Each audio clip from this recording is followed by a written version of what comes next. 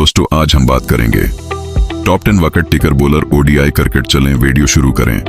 Number 1 Muraleedharan 1909 की तरह से लेकर 2011 तक क्रिकेट खेले, 150 मैच खेले, 335 ओवर कराए, 398 ओवर मीडियन कराए, 10 सालान 329 रन दिए, 534 विकेट हासिल की, एवरेज 33.8। नंबर 2 वसीम इकरम 1949 से लेकर 2003 तक क्रिकेट खेले, 386 मैच खेले, 331 ओवर कराए, 277 ओवर मीडियन कराए, 502 रन दिए, 502 विकेट हासिल की, एवरेज 33.22।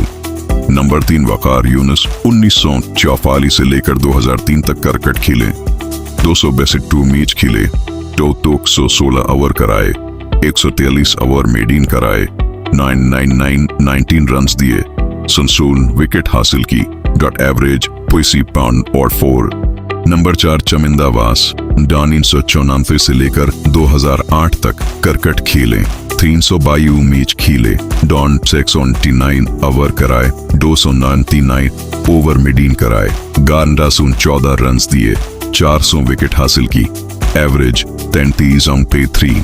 नंबर 5 शाहिद अफरीदी 1996 से लेकर 2015 तक क्रिकेट खेले, 398 मैच खेले, 245 ओवर कराए, 76 ओवर मीडियन कराए, 632 रन दिए, 395 विकेट हासिल की, एवरेज 34.51।